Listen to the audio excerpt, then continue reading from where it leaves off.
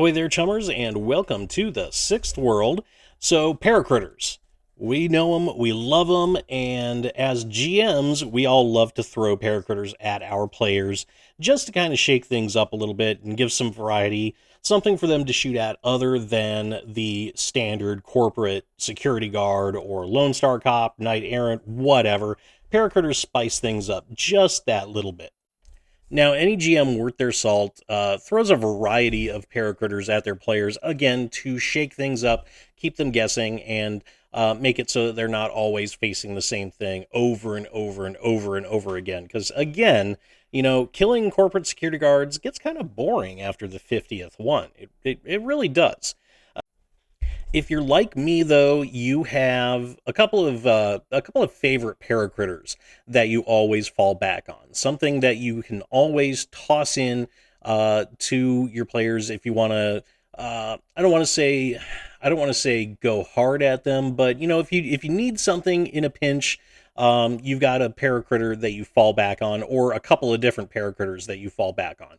Something that you run not over and over again, but something that you run frequently, something that you include in whether it's wilderness encounters or whether it's as extra corporate security, or maybe even if the players are on a trip to the zoo, you just kind of have them walk by the cage that happens to have that particular paracritter in it. But we all have favorite paracritters that we fall back on, that we use time and time again.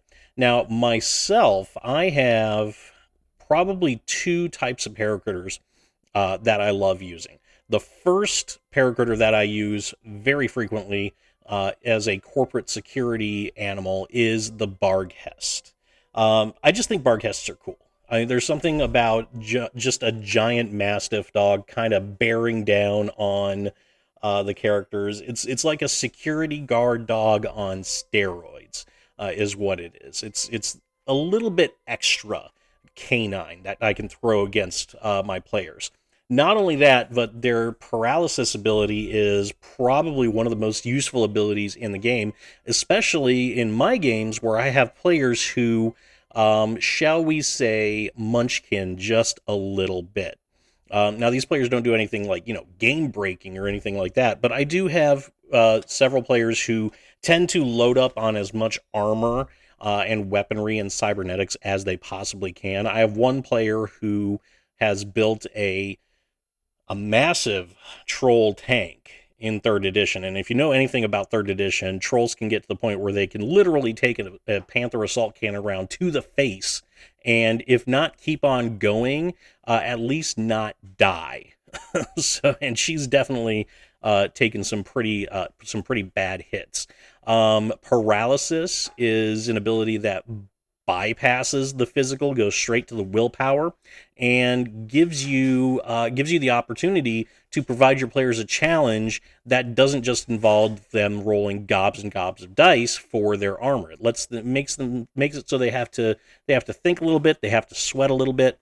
And that's why I love the Barghests. It's just some variety, and it gives me the chance to really introduce some stakes into what otherwise might be just a mundane combat. Because, the dog can bite you, or bullets can bounce off you or whatever. But if you're paralyzed for a while, now you have your fellow players have the choice of leaving you there, and hoping that corporate security doesn't pick you up by the time they get back to you, or they have to drag you along with them.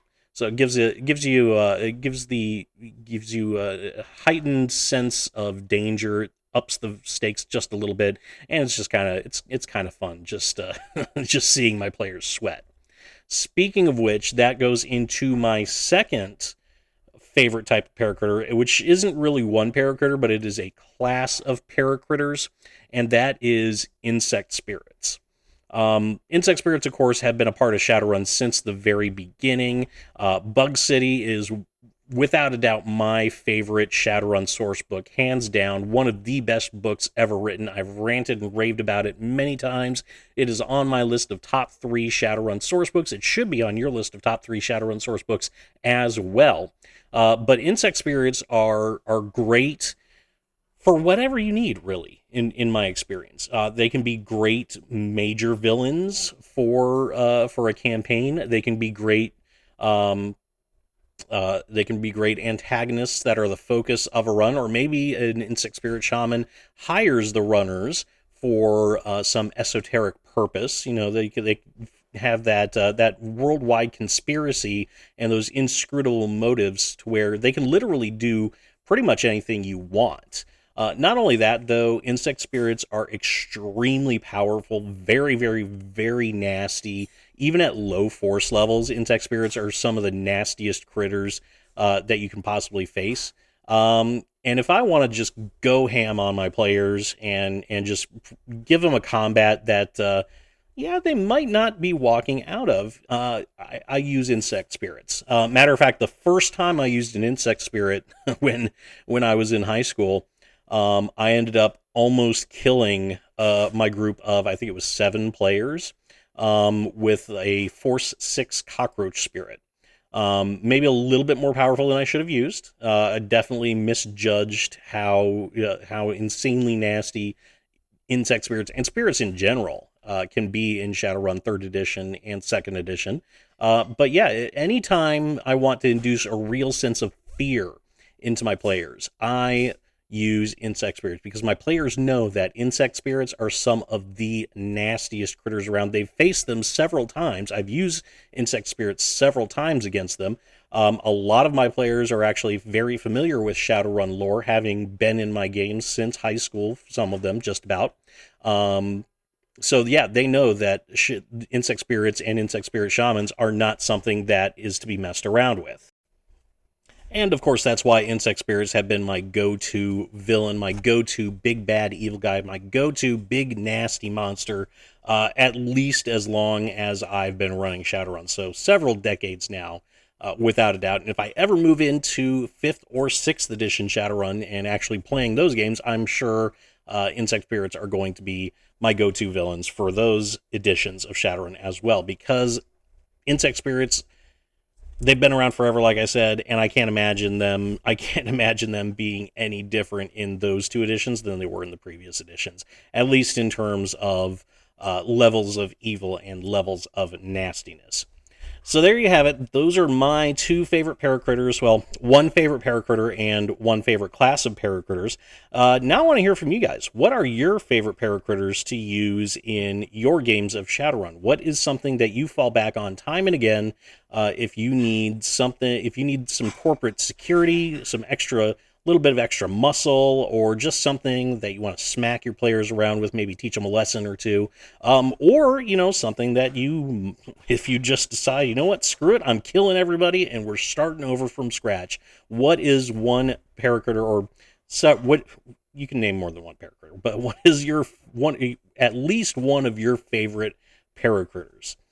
All right, so because the end is getting away from me in this video, and I don't want to ramble any longer than I have and make any less sense than I have, I am going to leave this video right here. As always, if you liked what you heard, leave a like and subscribe to the channel. Both of those things help out quite a bit, and they will help us grow and allow me to do more of these Shadowrun videos for you.